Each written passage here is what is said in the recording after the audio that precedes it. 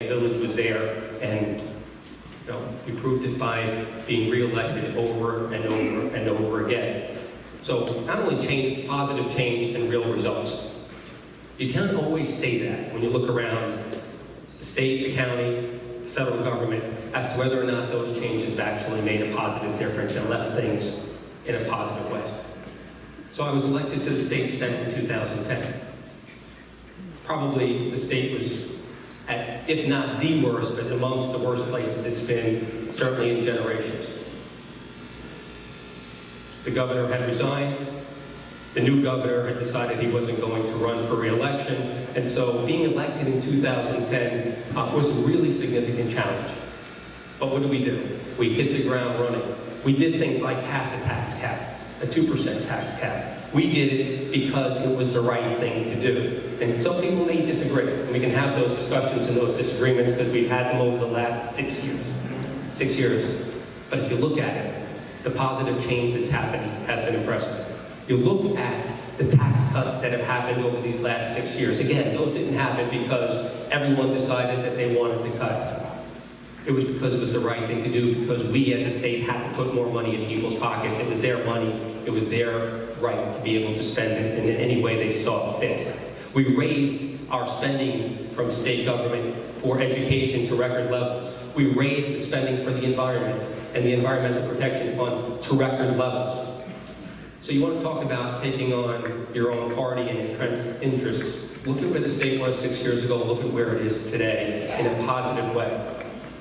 We passed the $15 minimum wage earlier this year.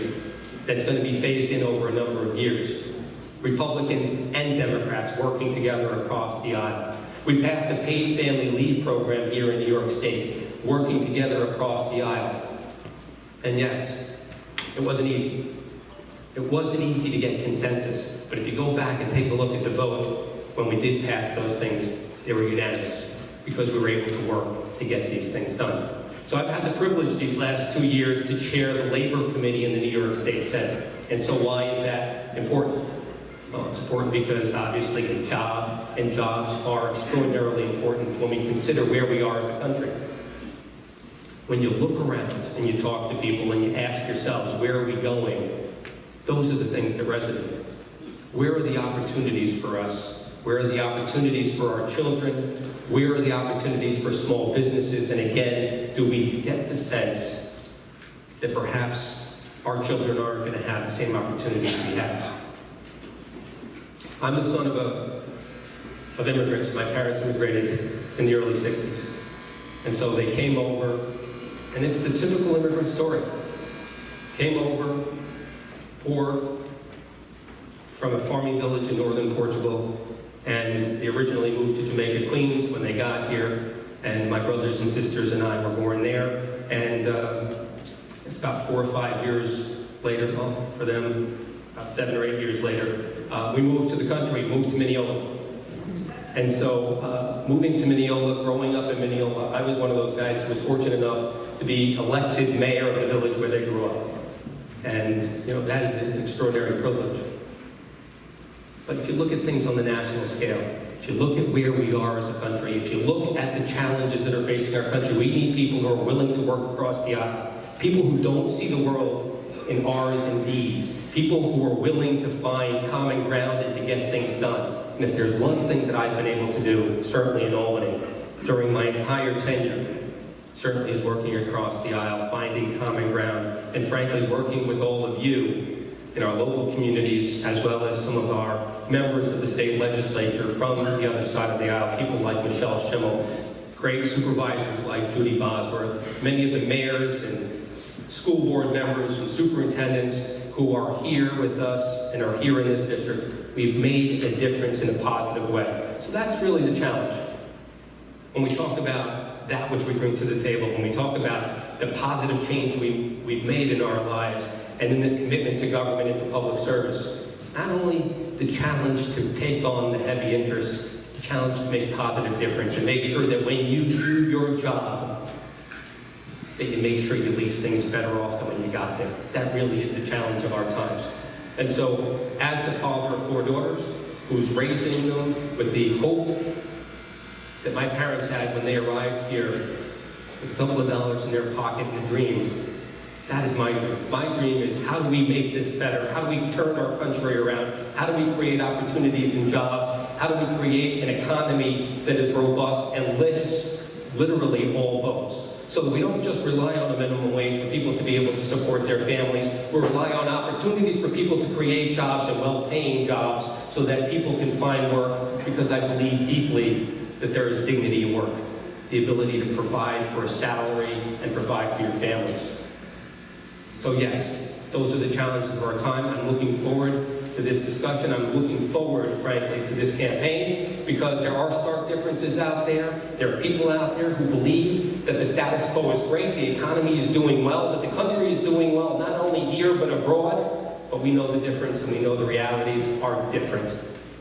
We need change, we need positive change, and we need people who are willing to make that change and look beyond party labels and get things done. So again, thank you for the opportunity. I'm looking forward to your questions this evening.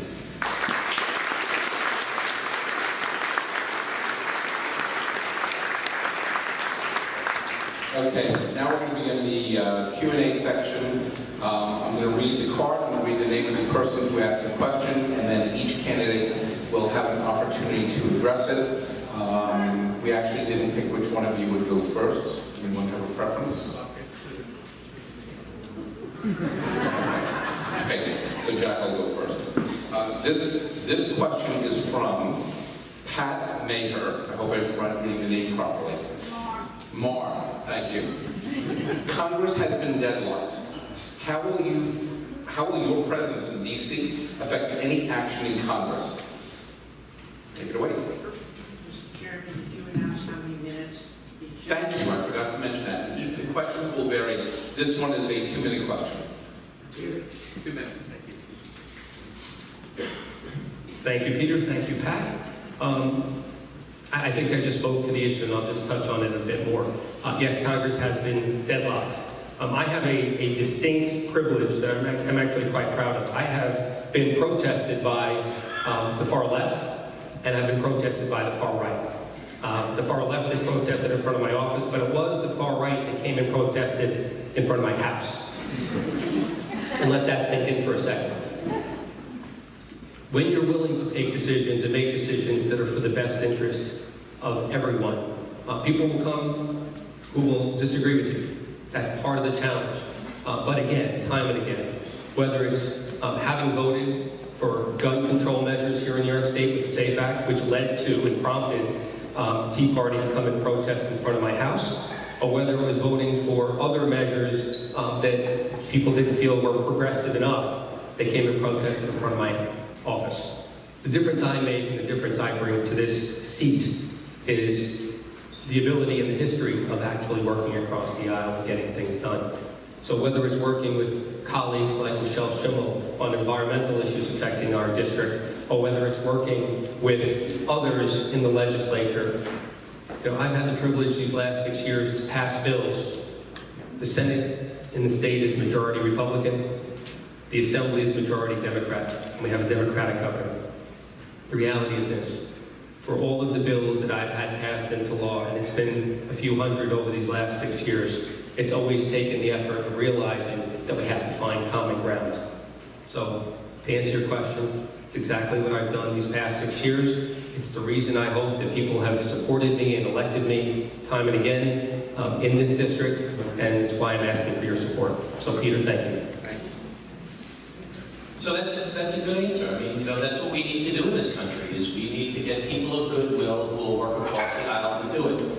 I would argue that I've got the record of doing that, even when I had to take big political risks in order to do that. What's wrong with the country right now? Right now, to win a primary in this country, in most races, certainly in the presidential race, but in most races, you have to go to the way far left in order to win a primary, because so few people vote in the primary. The only people that show out for a Democratic primary are often very liberal. So you have to go way to the left to win a Democratic primary. To win a Republican primary, you have to go way to the right. And when you end up in Washington, D.C. with people at two different extremes, it's hard to get the stuff done in the middle. I think that everybody in this room, or most of the people in this room, are like most Americans, are the people that are not at the far left or the far right, but they're kind of in the middle. And what I would like to do if I go to D.C., is actually reach out to 5 or 10 Democrats, 5 or 10 Republicans, and quietly work together with a band of doers. People who want to work together to actually solve problems, because that's what they care about doing. And building that coalition first, quietly, trying to find agreement, cementing that agreement, and then using the New York media to take it public. And use the press in the New York media, which will spread throughout the country, by taking these ideas forward and getting people to move forward together on very concrete plans that they can agree on both sides. Now that will require me as a Democrat to do things that maybe aren't necessarily perceived as being the Democratic position on issues. I've got to try and find some common ground with people, as I've done throughout my entire career. So I think that what Jack said sounds good. And what I'm saying sounds good. You have the hard job of deciding who's going to really do it, who's going to be the most effective one of actually getting it done. But working across the aisle is the big part of it, but finding common ground and then manipulating the process to get it done is what's the most important thing. Thank you.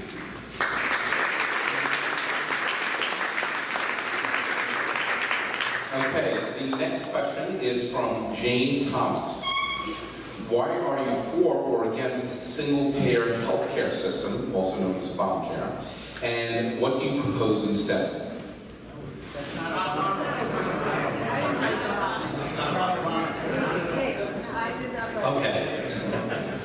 Okay, single payer, you don't have single payer. Okay. Single payer healthcare, if you look at it academically, is probably the best way to get the most efficient cost in the system. A lot of people in the country disagree with that completely, that it's socialized medicine, you're going to end up in long lines, it's not going to work. I believe we'll never get it done politically in the United States of America. I don't think it's a good use of time to go fight in order to do it.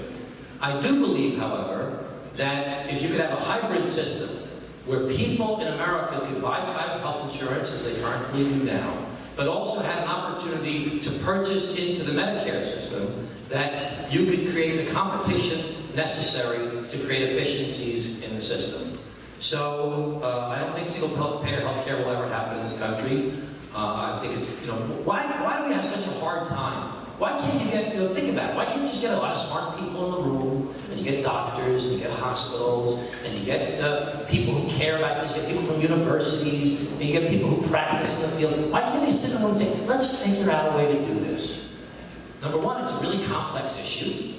There's a lot of moving pieces to it. But more importantly, the health insurance industry and the pharmaceutical industry are very powerful forces that don't want to change the status quo. They want to keep it the way it is now because they're doing well the way it is now. They don't want it to change.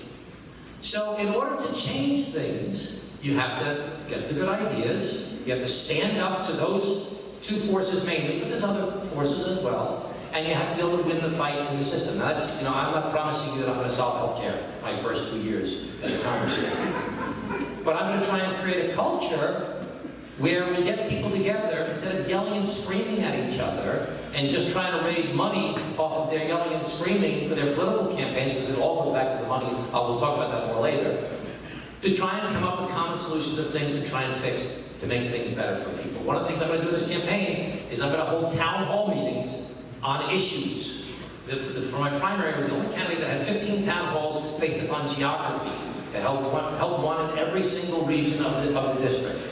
I did one in Port Washington, I think it was the closest one to here, but I did 16 of them. Nobody else did anything like that. Now I'm going to hold issue town hall meetings, and I'm going to bring people from different sides of the issue to come together and talk about the issue and say, look, how can we find some common ground to actually solve that? And hopefully develop some good ideas, even better ideas out of that, and find common ground and push it forward, and use it to actually start the process of getting things done during the campaign. Thank you.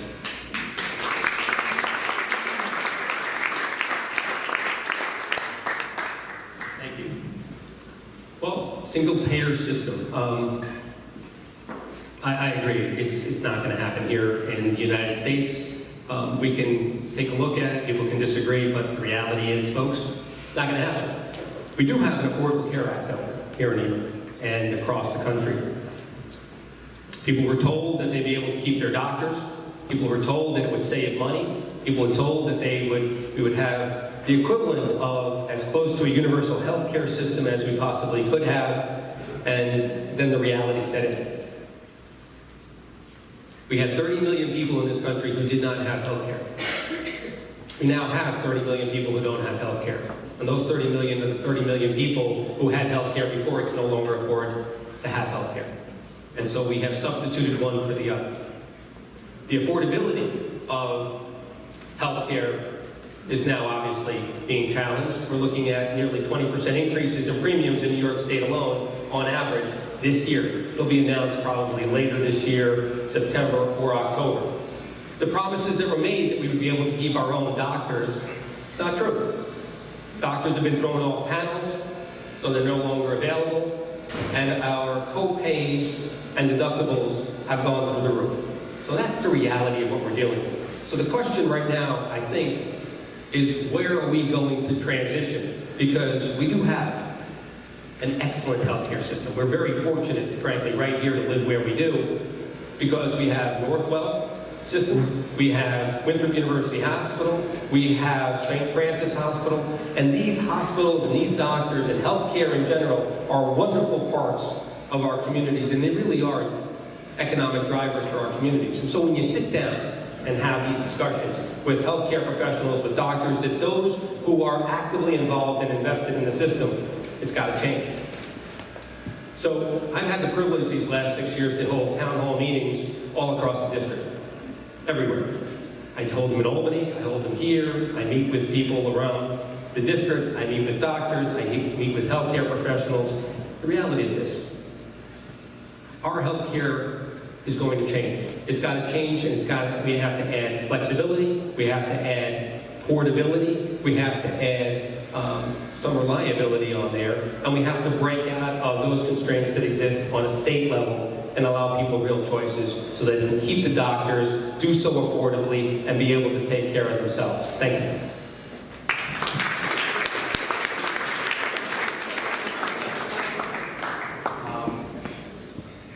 If there's time at the end, we'll come back to that, to be fair.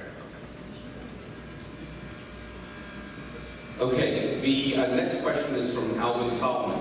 What's your opinion regarding the BDS movement, which stands for Boycott, Divestment, and Sanctions Against Israel?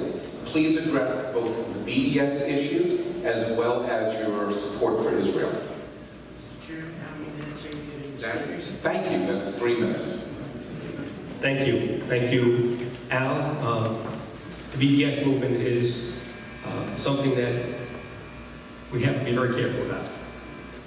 I'll start with a discussion about my view of Israel as one of our strongest allies in the world, a special place and a beacon of democracy in the Middle East, a place that can easily be identified as being the eastern border of the United States and our allies, and usually the front line in combating Islamic terrorism.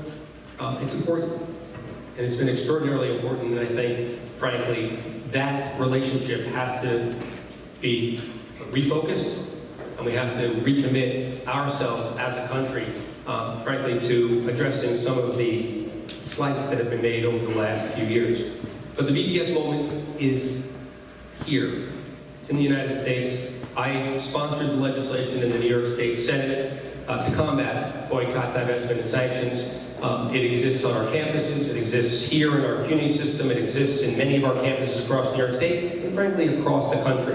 And so when you talk about BDS and anti-Semitism and anti-Zionism, you have to ask yourself, why is it being coordinated, who's it being coordinated by, and who's paying for it?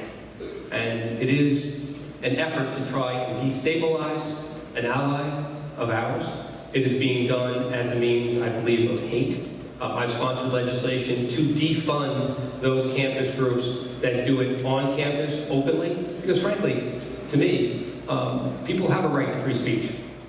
But we as a state and as a country and our taxpayers don't have an obligation to pay for that speech.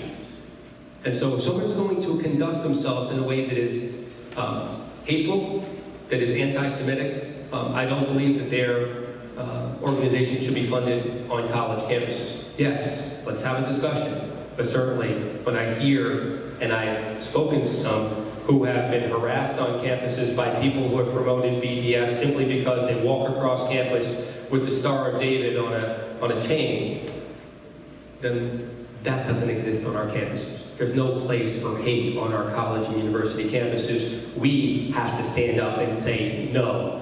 Not here, not in New York, not anywhere else. Not based on religion, not based on ethnic background, not based on race.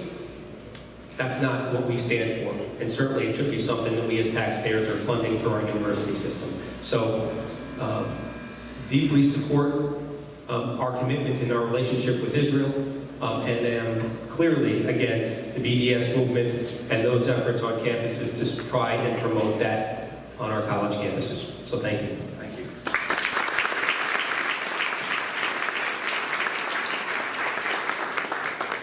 I want to applaud Jack for the work that he did on BDS. I'm 100% unwavering supporter of the State of Israel. I ran a Democratic primary recently. I was the only candidate. I was running against 3 Jewish candidates, actually. And I was the only candidate endorsed by the Jewish world.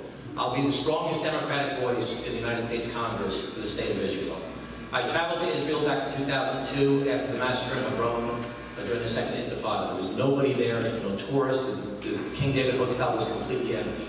And we went around, and I met with Shimon Peres, I met with the public relations guy for Ariel Sharon at the time. We went to Yad Vashem, we went to Albert Einstein University, we went to Hadassah Hospital, where they showed us the skin banks that were used for skin when people were bombed in terrorist attacks.